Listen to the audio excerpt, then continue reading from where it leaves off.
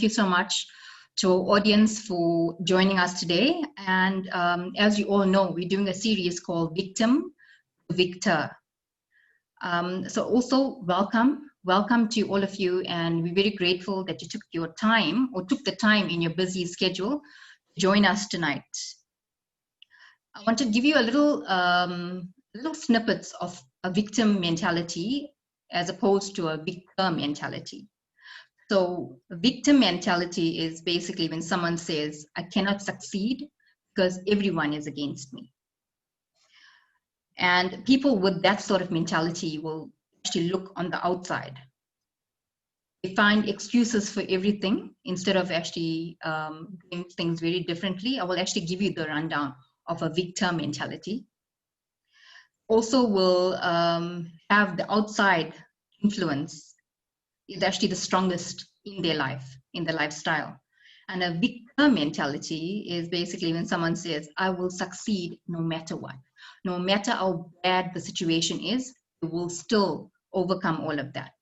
Sometimes it is easier said than done, but we have people that live that lifestyle and they will tell us how they manage to overcome it. So we all can learn and heal together. Look inwards. When you actually live in or actually dive inside internally, you learn to actually find the inner strength. Always find a way, no matter what difficulties they're going through, whatever challenges they're going through. And also, internal influence helps them to overcome those challenges. Our guest for today, let me just give you a little snippet about her as well. So she's a graduate with an honors degree in finance from UKZN. So for our international guests, UKZN is actually an acronym, which means University of KwaZulu-Natal, KZN in short. She has held various leadership roles and, at companies such as Sanlam, Discovery, Citibank, and FNB. She was the youngest female in South Africa to manage and operate 3 large-scale solar projects. She describes herself as compassionate, a practitioner of Bhakti Yoga, which entails mantra meditation. She's an ardent traveler, nature lover, fun, fearless, and a student of life. So please help me in welcoming our guest for today. She's actually a very special guest because she's also my friend, and I am so honored to actually speak with her on this platform and introduce you to her and basically allow you to actually get into her life. She's going to be actually taking you into her life through her journey. So welcome, Ciksoli Dasi. We are so honored and we are so privileged to actually have you here. So guys, if you are you're already online, please do us a favor and share this live stream. After this talk for today, I am going to be uploading this talk onto YouTube. You will actually, it'll be much more easier for you to actually find the videos on YouTube and on my podcast. Please also do us a favor and join all the social platforms. I have everything on Facebook, so it'll be very easy for you to join us and just follow us and see what we're up to. And again, thank you, Ciksoli. We are so grateful to be here. Okay, so firstly, I want to say thank you for having me on the show. And I'm laughing because I've been a part of Mindful Trinity right from the beginning. And I remember telling Vaisnavi, dude, this is going to turn out to be really huge. And it's going to turn into to be the Vaisnavi show because she was doing such amazing work in helping to heal people in terms of the body, mind, and soul. So yeah, I'm actually honored to be here. Thank you so much for the kind and beautiful words. And again, I think it's actually like attracts like. And because you have the same positive mentality, and that is why we gel. So yes, I'm very grateful that you are one of my friends in the real world as well. So can you please enlighten us or basically take us through what values were instilled in you as a child?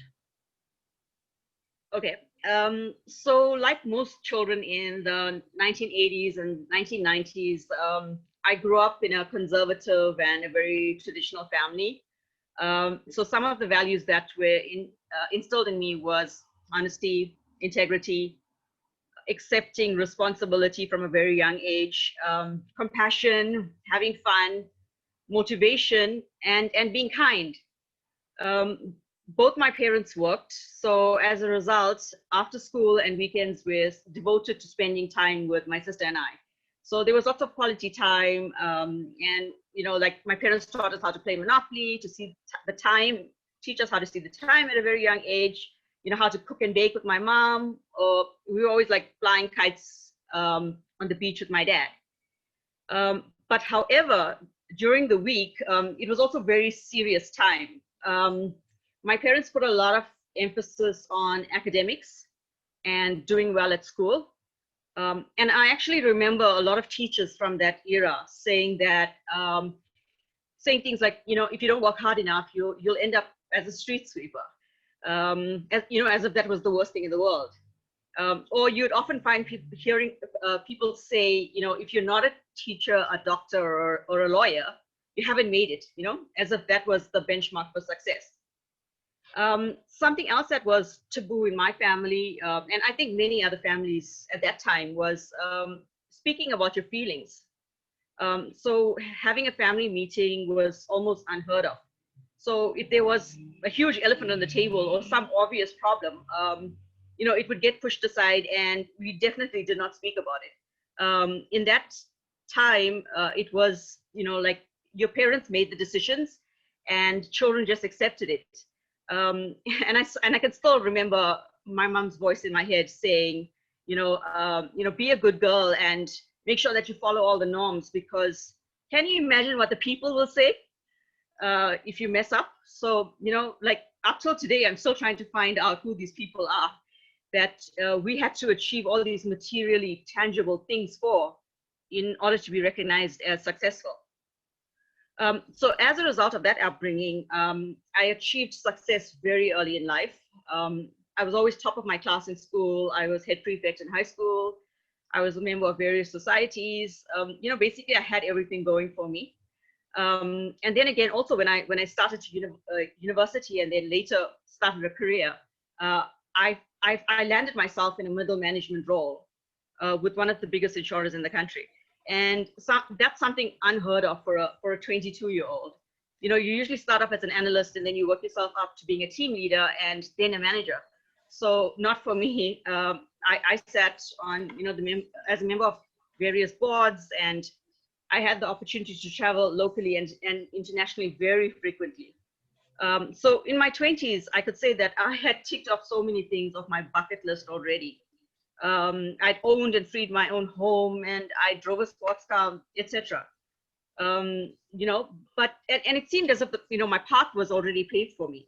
But something interesting happened at the height of all of this, at the height of all this so-called success.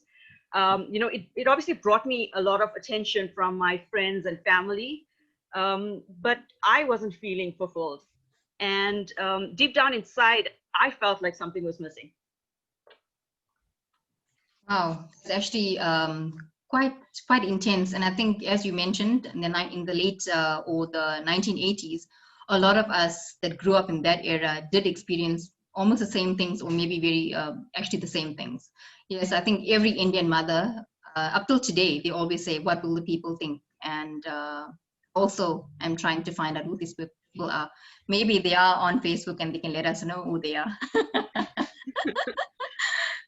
Yeah, so that's actually very nicely said. And it's actually very nice to also be very, how could I say it in better words? Choose our words, and also not just choosing the words, being very present and knowing what you're saying before you say it. And I think in life, we tend to neglect ourselves by worrying what others think of us. And we should just, okay, I know a lot of people actually live their lives like that, but it's actually not the right way. Life is too short, and we should not worry about everyone else. Taking care of our inner self is the most important thing. Could you share some of your challenges that you experienced? Okay, so when I was 29, my mother was diagnosed with terminal cancer. Okay, actually, let me just rewind a little bit. When I was 17, my father was diagnosed with a very serious illness. And at 17, that was very difficult for me to process. You know, you're in your matric year and there's so much of pressure to do well. There's your matric dance. There's big decisions to make about the next year, you know, after the schooling system spat you out. So at that time, I actually felt very lost and alone and depressed. And I kept thinking that my dad was going to die within the next year. And there was no Google in those days. So I couldn't actually, you know, search for answers. And I didn't have much of a support system. And I definitely could not ask my mom and dad, you know, what was going on or for more details. So when my mother was diagnosed with cancer when I was 29, it was like having the rug pulled off from under my feet all over again. It was like living in a time bomb, you know, you don't know when this person's going to die. It was already at stage 4 at that time. And actually, when I was 30, she did pass away. And that left a huge void in my life. You know, there's a saying that goes that no matter how old you are, nobody will ever be prepared for the death of a parent. And especially when it comes to your mother, because the mother is the person that holds the whole family together. You know, and she's that person that's always rooting for you, and she will always be on your side no matter what.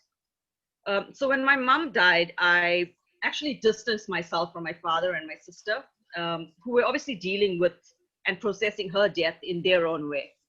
So in years following her death, I actually began to self-destruct.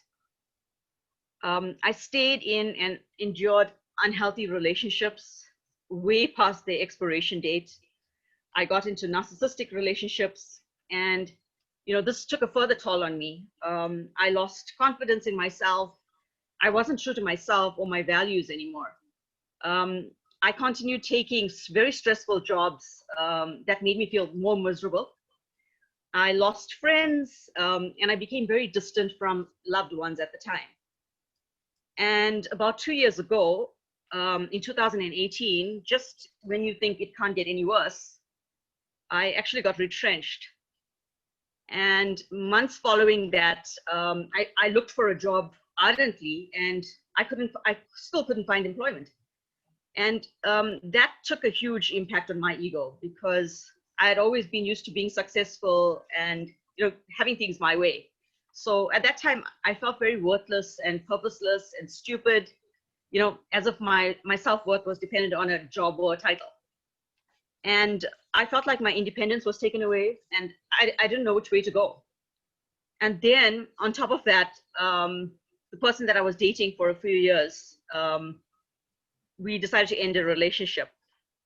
And following that, I also had to make another tough decision, and that was to ask my dad to leave my house, which he was staying in at the time. So, you know, I was dealing with a lot of guilt, but at the same time, I needed to take care of myself, and it's a long story, but yeah, you get the gist. Mm-hmm. And so I had to go through a lot of challenging things at once. And just after a month of all of that happening, I went into hospital for a very serious procedure. And I remember the doctor told me the night before, you know, please come with an Uber or get a friend to pick you up, because you'll be highly sedated due to this procedure, and you know, you definitely will not be able to drive. And in my mind, I just laughed. I was thinking, this doctor doesn't know me. I'm definitely going to drive myself there, and I'm going to drive myself back. And to top it all, they give you this little form, and they ask you who's your next of kin before they do an operation. And I'd actually put my second cell phone number. I didn't even put a next of kin, because nobody actually knew I was in hospital, and I didn't want anybody to get scared in case something serious did actually happen to me. So yeah, again, after the procedure, it actually didn't go well. And I remember being, you know, I couldn't even stand up still. I didn't know how to use my phone, and I couldn't do anything for myself. And then the doctor said, you know, you have to leave right now. So, you know, who can you call? So I didn't even know how to use my phone. And I just handed him the phone and said, call Nisha. You know, find it in my contacts and call Nisha. So that's what he did. And he handed the phone back to me. And then I just said, Nisha, I'm at Life Fourways Hospital. Just come and get me, please. And I hung up. And you could hear the fear in her voice, the shock, and why is she in hospital? What's going on? Mm-hmm. But being the kind mother that she is and a friend to me, she just got in her car and she got there.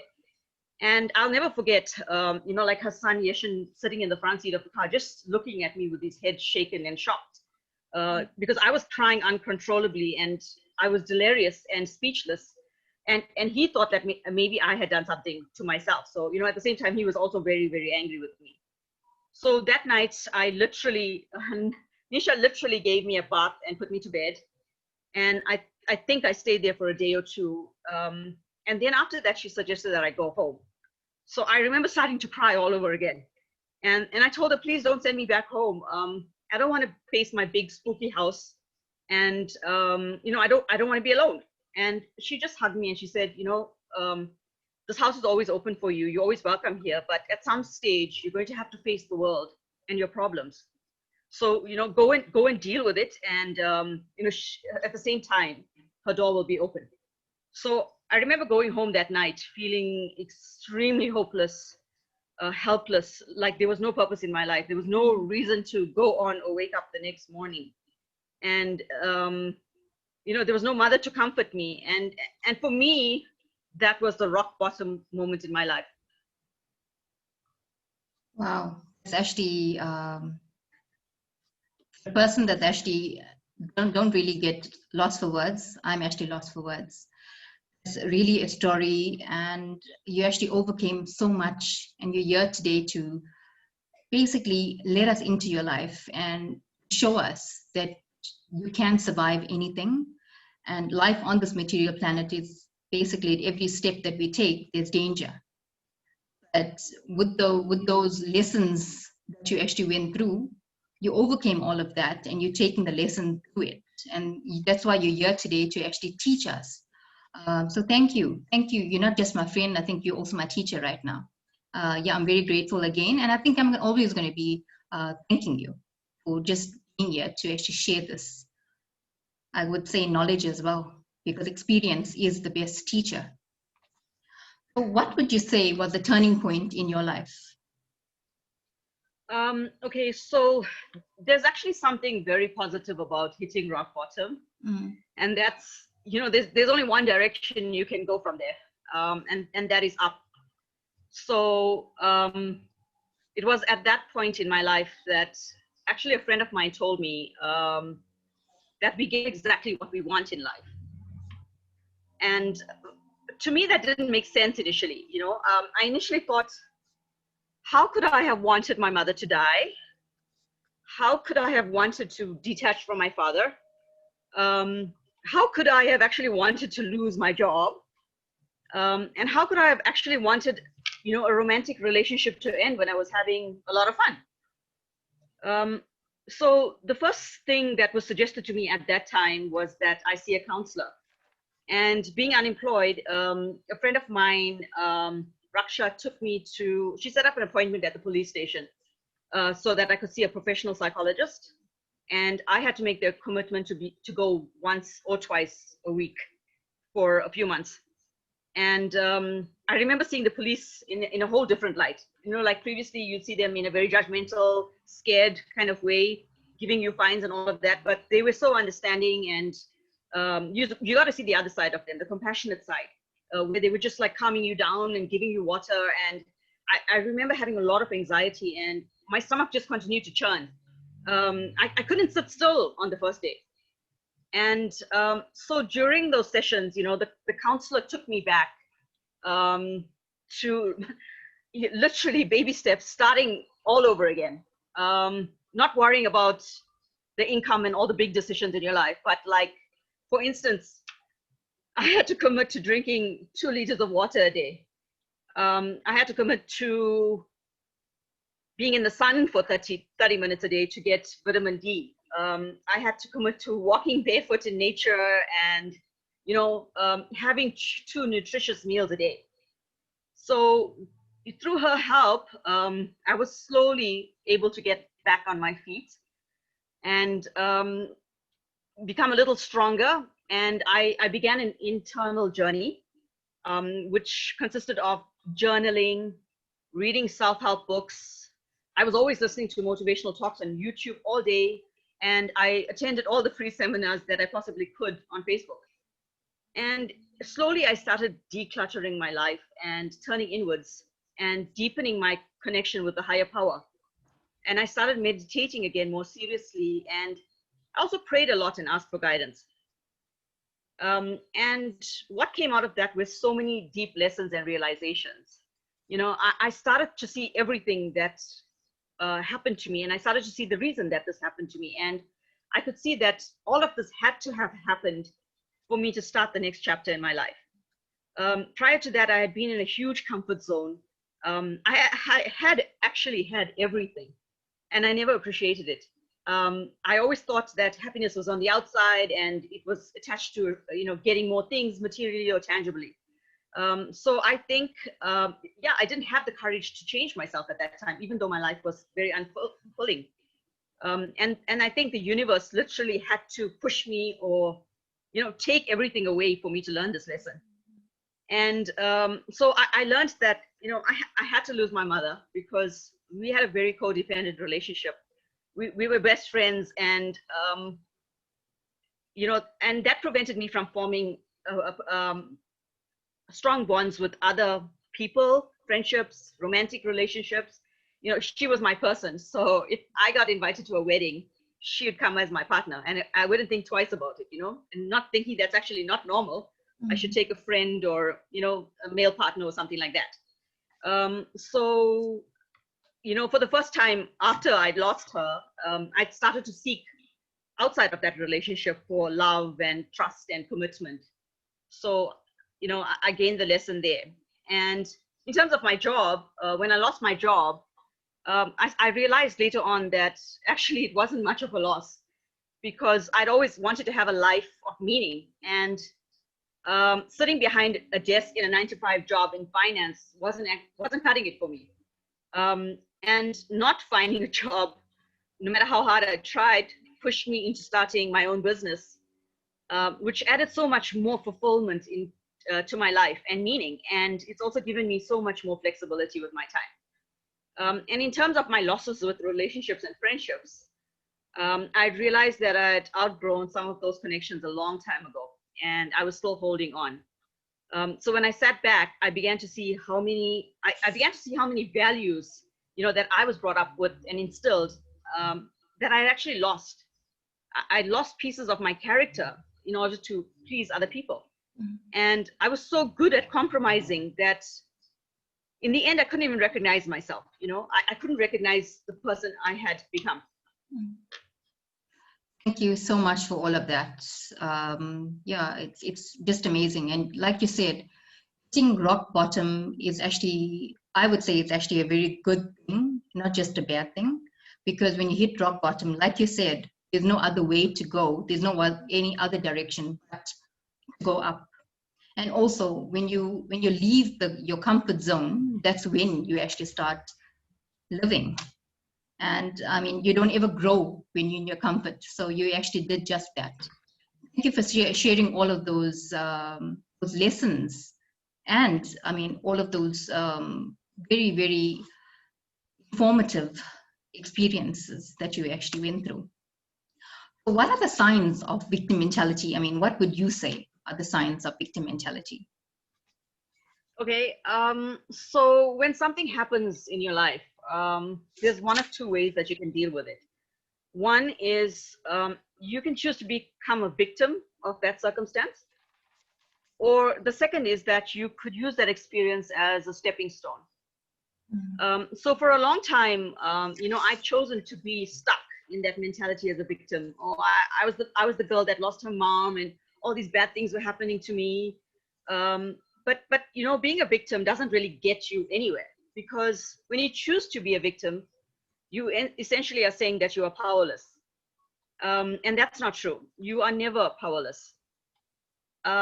It also may afford you some amount of attention, but that attention is not long lasting. So people eventually catch up with that, and you know, they drop it, and you stop getting the attention. Also, I think other aspects of victim mentality is, being hard on yourself and blaming yourself and living with toxic guilt, feeling hopeless, feeling like, the world owes you something. So it's actually a very self-centered, ego-driven mentality. And it's driven by a lack of self-worth. So for example, if you had a date with a friend tonight, this was set last week, and you were all dressed up and you were ready to go, and your friend called you and said, something urgent has come up and I can't make it. So a person in a victim mentality would go inwards and say, oh, okay, I think she's doing that because of me. It's because it's me. It's Ciksoli. And maybe she didn't want to be with me, or she doesn't enjoy my company, or there's something wrong there. The victim doesn't actually acknowledge that that other person genuinely could have something else that had come up. And the reality of it is that that date was not canceled. It had nothing to do with you. Mm-hmm. So being in the victim mentality, it keeps you stuck in a loop of negative emotions. Mm-hmm. Very true. And I like actually you brought that up, because a lot of us think we are the person that everything actually revolves around us. And like you said, the person may actually go internally and take offense to it. And it's not actually all about them. Many other external factors that is actually not making or allowing the date to go on. So how does one break the mental or the victim mentality? Okay, so this is my favorite part. So firstly, mindset is everything. You have to go back within and remember who you really were before all of this happened. Like I said earlier, like the therapist took me back to baby steps, where you're drinking water, you're reminding yourself to, take care of your body. So you've got to remind yourself of things that you enjoyed as a child, whether it was arts and crafts or painting or singing, and, try to connect to that. Also, you need to take responsibility, and you also need to identify the parts of yourself that contributed to the situations that you found yourself in. So it was not always about the other person. You also attracted those situations. Also, I learned to practice gratitude. So at the moment, I have nothing but love for the so-called people that hurt me, abandoned me, left me, whatever you want to call it. So, they are my biggest teachers. And I realize now that they were sent to help me. And I have a heart full of gratitude for them, because they came to teach me my biggest lessons, such as, detachment and what real attachment should be.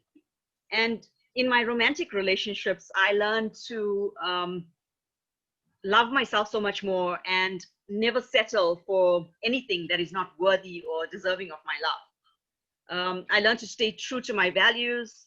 I also learned one of the other biggest lessons of my life. So anybody that actually knows me or is friends with me, you'll know that I'm very liberal with my love and my affection and my time. And I'm always there to listen, and even with gifts or whatever it is. If you're my friend, I'm all in. But I think that I never really learned how to receive. And that was a huge lesson for me. And up till now, I still feel very uncomfortable when somebody gives me a huge bouquet of flowers. But I am starting to become receptive of receiving. I also learned that there are no mistakes in life, and that you're exactly where you need to be. And, if you don't like where you are, then move. You're not a tree, so you're not stuck.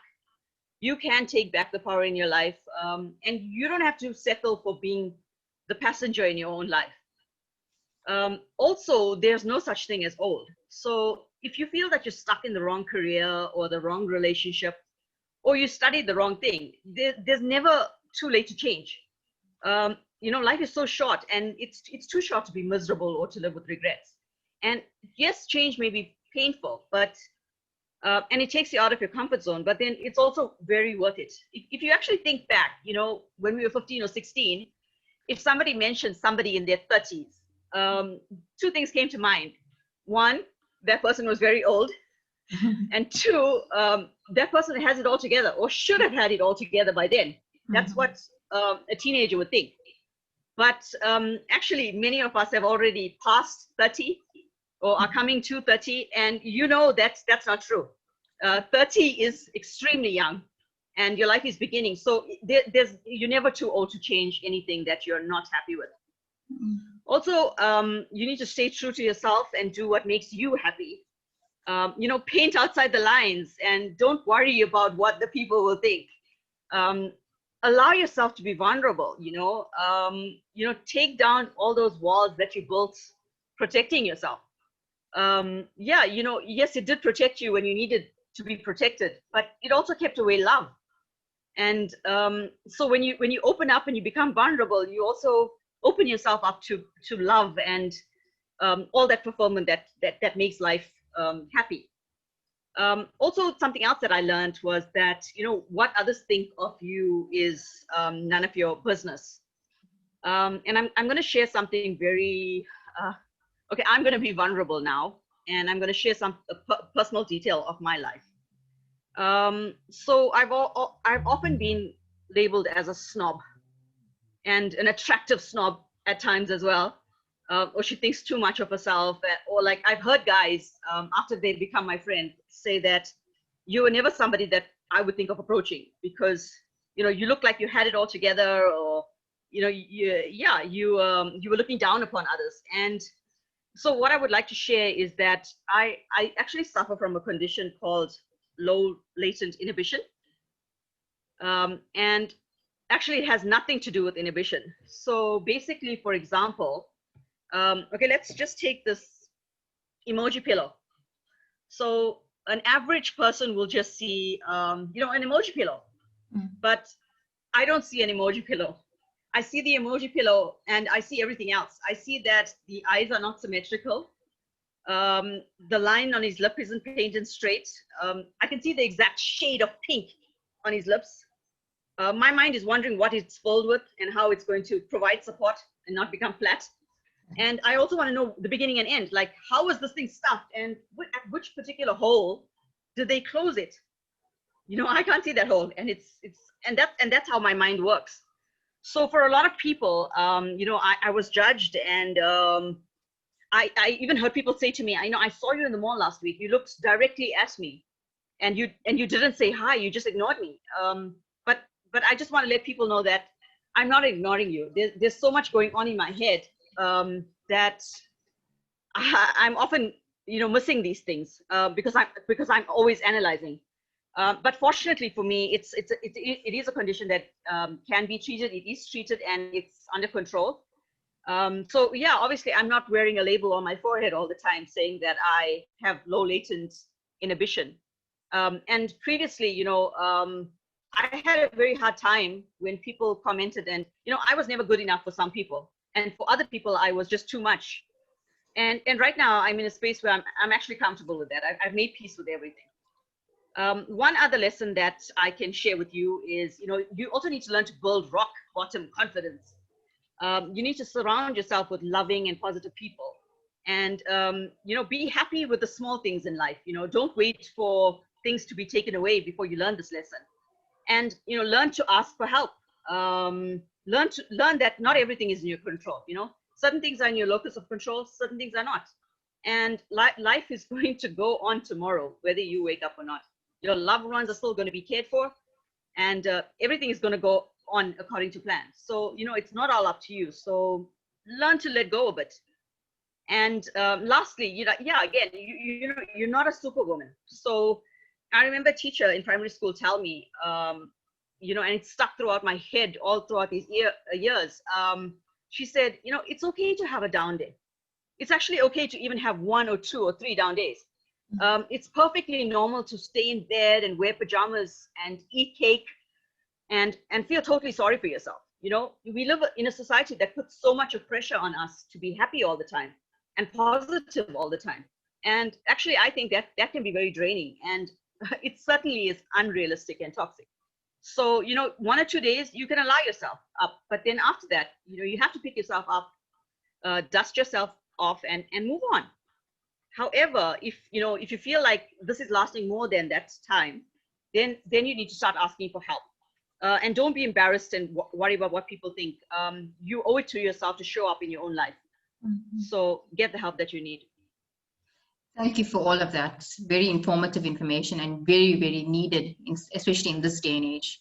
Because like you said, we tend to think about everybody else, what they might be thinking about you. But sometimes they don't even think anything bad of you. It's just you. Your mind is actually playing games on you. So we actually come to the end of our discussion.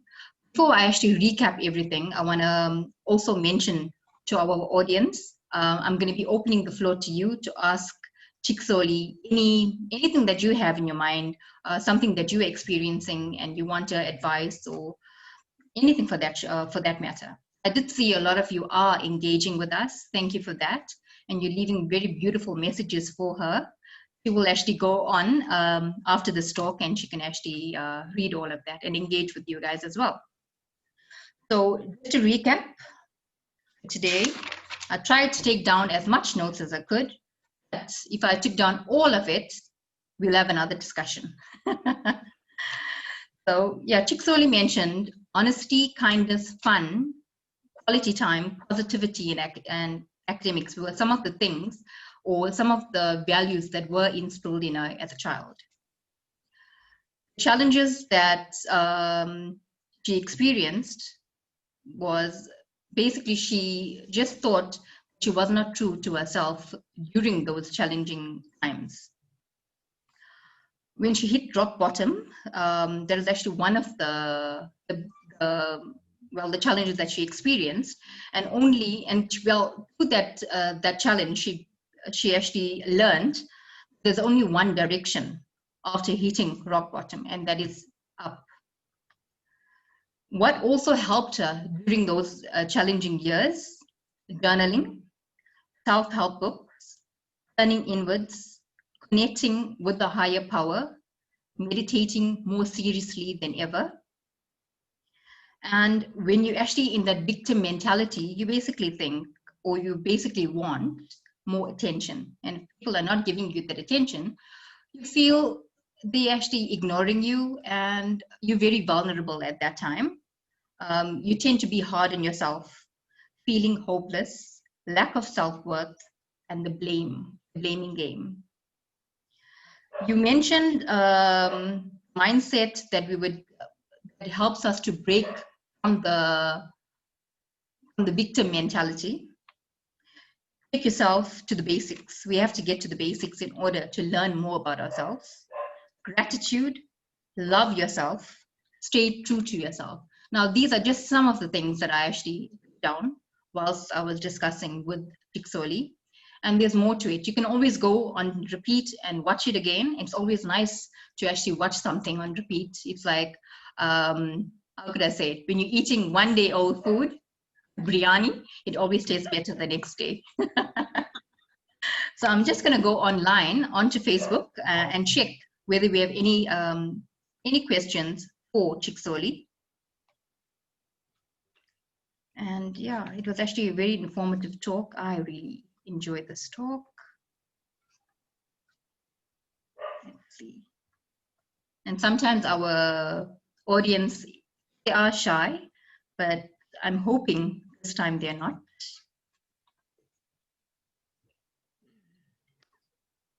Okay. I'm just gonna do something and just read out some of the comments. You can actually go on again and read it out. Minisha says, you are strong. Well done on overcoming your challenges. Radhika says, thank you, Ciksoli, for sharing so authentically. Bhakti Rasa says, dearest Ciksoli, thank you for sharing and so sincerely. Happy to see your journey grow only for the better. Malini says, you are so brave. This breaks my heart hearing you speak about your loss. Sadhu Das says, Ciksoli, what role does, he's got a question for you. Ciksoli, what role does God, as God played in your healing or change in your life? We'll come back to that. Okay, Shireen says, what a strong young lady. Yeah, and that's about it. Oh my God, okay.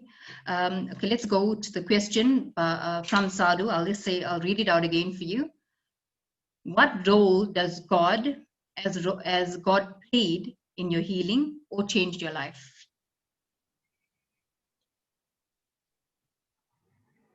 Okay, so it's probably played the biggest role in my life. And when I was going through those hardships, there was a time where I was very bitter with God. And, I was wondering if there's a higher power, how could this higher power put you through all of this? And I saw something on Facebook the other day, and it put it all together. There was a couple, a man and a woman, and they were together for 80 years. And this woman had, I think it's Alzheimer's, and she couldn't remember anything. And her husband continued to hold her hand. And then people were asking, why are you doing that? She doesn't even know who you are. She can't remember you, but you continue to take care of her so lovingly. And his response was, yes, she doesn't remember me, but I remember her. So the role that the Lord has played in my life is sometimes we forget, but he doesn't forget us. And when we're going through all these lessons, it teaches you that you attach to the wrong things. And I think, there's another saying that, those that are favored by the Lord find their path treaded with thorns. And I've always found that. So, it made me start counting my blessings and be so grateful, because this Lord loves me. He wants to clean me up. He wants me to learn these lessons. He wants me to value myself. He wants me to love myself the way he loves me. So turning towards that higher power and meditation and yoga, and it played a huge role in my life. Thank you so much for that. You may hear some background noise from my side. I live near a mosque, so that's the background music. We're in prayer right now. So there's one more question from Gopal. Gopal Nadesan. He says, you mentioned that you felt that life was pointless at one stage. Have you managed to find purpose again? Yes, definitely. So as I mentioned, I had to go back to the beginning and not worry about the big things like shelter and money. And I had to start living life day by day, from the basics. And life has this way of making you compare yourself with others. When I turn back now, I see that I had it all. It was always there. And I wish my mother could actually listen to this video now, because this was what she was always telling me. You're gorgeous and you're pretty, and you're smart and intelligent. And I used to take it for granted, and I used to think, oh, this is my mother. She has to say these things. So yes, I had to go back and actually discover my purpose again. And yeah, like through playing and coloring. I was coloring at one stage. Yeah, coloring books and learning about the things that made me happy. It did actually give me purpose. And also I learned to take it one day at a time. So we're so preoccupied with either living in the past, and that brings depression and anxiety, because if you're living in the future. So I believe that there's a higher power, and I am exactly where I need to be, and I am being taken care of. So yeah, I don't actually worry too much about the future. Beautifully said, and I actually do agree with you on that. Okay, there's one more from Nisha. She says, I'm so happy that I'm so happy that you are at a point in your life and you realize that you come first. What others think don't matter. You need to be happy for yourself first. Things change, nothing stays the same. God bless, my darling, always here for you. That's beautifully said, Nisha. And yes, when we actually have supporting friends and family like this, it's actually a support structure. And every community actually needs support structure, whether it's community, whether it's friends, whether it's family, to actually flourish in life. Some people are actually not that fortunate to actually have all of this, but with just getting a smile from somebody on the street or maybe a place of work does actually help you in whatever challenges that you may be going through. So we actually come to the end of our discussion. I'm very grateful to Ciksoli for taking this leap of strength to actually be on this platform, share all of her experiences in a journey with us. So we actually had a lot of viewers that actually did partake, ask questions, send beautiful messages. Ciksoli will go on afterwards to answer if any other question that we were missed. We do apologize. And yeah, she will actually be able to engage with you there. Ciksoli, what would you say, or can you share with us any tools that's helped you in your journey? Okay, so just as some last words, you don't have to be famous. You don't have to follow a timeline. You don't have to always have your ducks in a row. What you want, somebody else may not want, vice versa. You may actually have a corporate job and you may be earning a lot of money, and you may actually just want to be a housewife. And whereas that housewife is thinking, you know, I wish I was in the corporate and famous, and you know, my life was more exciting. So firstly, do not compare your life with anybody else on this planet. Not your friends, not your colleagues, not your family members. You are unique. So remember that. You know, start counting your blessings. You know, that saying, whatever you focus on expands. So focus on what you do have. Practice gratitude, be grateful. You know, don't wait for the universe to push you into situations like I had to go in. Realize and start seeing how blessed you are already. It's the small things, you know, start appreciating the small things. And lastly, I also want to say, don't be afraid of hitting rock bottom. So rock bottom has built so many more champions than privilege ever has. And some of the people who had to overcome their biggest adversities, you know, go through the hardest challenges are the ones that we can take so much strength from, such as, you know, Oprah Winfrey, Nelson Mandela, Louise Hay, Brene Brown. If they had not gone through the hardships that they had gone through, we wouldn't have these role models who have taught and instilled so much values in us. So basically, I just want to say, own your story. You know, don't be ashamed of your scars, and whether it was trauma that you had to go through, or a painful experience, a death of a loved one, or you are not feeling good enough, or, you know, if you're suffering from something like depression, you know, life is what you make of it. So yes, it's true that somebody may have hurt you as a child. But as an adult, you are 100% responsible for the forgiveness, the healing work, and being true to yourself. So, you know, take back your power. Stop worrying about who's in your corner and who's not in your corner, and who you have to please and who you don't have to please. First, start being in your own corner. Yeah. So if you do that,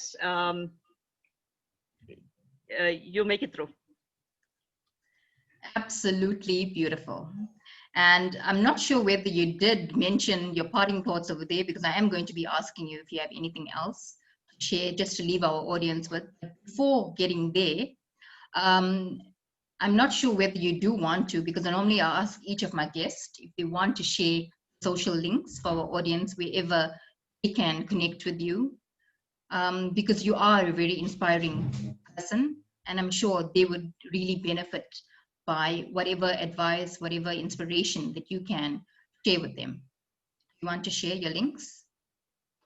Okay, so on Instagram, my handle is @Ciksoli, CIKSOLI. On Facebook, you can get me as Ciksoli Dasi or Velin Nagia.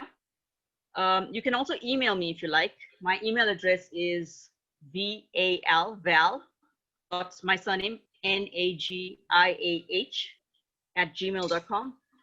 So just as a disclaimer, I'm obviously not a therapist or any sort of mental health professional. But what I can do is I can be a listening ear, and I am definitely willing to push you in the right direction. So if you are going through something very difficult, you know, just having somebody listen to you and give you some direction is very helpful. So yeah, I'm willing to do that if you want to connect with me. I do see another question on Facebook. Let's answer it if you can, but if you're not comfortable in answering it, that's also okay. This is from Alexia J. De Silva. She asks, did you really have no support when your mom died? Okay, to tell you the truth, yes. Wow. It could have been the fact that everybody was mourning her death in different ways. My sister and I actually had a conversation a few weeks ago, and she was angry about the things that I had done on the funeral day. And I actually didn't shed a tear, yet this woman was so close to me. But, you know, in retrospect, I shed a tear. It took me 2 months to shed a tear. So everybody deals with things differently. So I can't really blame anybody and say that, you know, not everybody was there for me. They were all obviously processing everything on their own. And as for my cousins, you know, I felt bitter initially, but, you know, like in retrospect, I realized that they're also lost an auntie, and everybody was going through so much, and maybe people didn't know what to say. So yeah, I actually did find myself very lost and lonely at that time. Wow. Yeah, by saying that everyone deals with death differently, and I actually do agree with you on that as well. Because I mean, recently I actually lost two members of our family, and I know everyone is dealing with it differently because we have different relationships with these people. And like you and your mom, you were not just mother and daughter, you were also best friends. So yes. Yes, we actually come to the end of our discussion. It went longer than normal, which is also good because we don't have control of everything. And I guess this discussion was very much needed. So that is why it actually went overboard. Do you have any parting thoughts for us? Something that you can leave our audience and myself with for this evening? And maybe we can actually meditate on it, and it could help us in whatever challenges we may be going through. So there's one more thing I wanted to share. When people used to tell me, you know, gratitude, be grateful, and so much more things would come into your life, I could never get that concept. And I stumbled upon a realization recently, maybe like 2 months ago, and I thought about it. I had this beautiful purse to give away, and there were two of my friends that I chose to give it to. Well, the choice was between the two. So the one, she's a bit boring, and you know, she doesn't like purses. She doesn't really, you know, own purses, or if I gave it to her, it might sit in the back of her closet.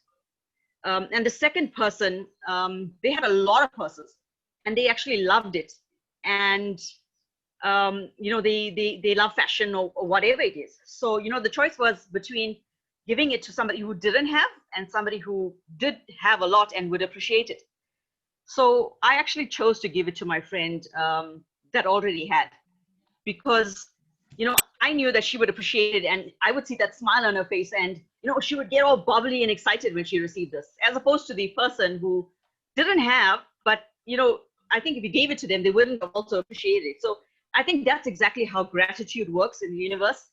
The more grateful you are, the more you will attract things to be grateful for. You know, everything's going to land on your lap, even if you need to start being grateful for the little things. And that's the irony in life, you know. That's why the rich get richer, and sometimes the poor get poorer, because they continuously focus on, you know, the lack of or thereof. So when you count your blessings and you see that example, you'll see that's exactly how the universe works.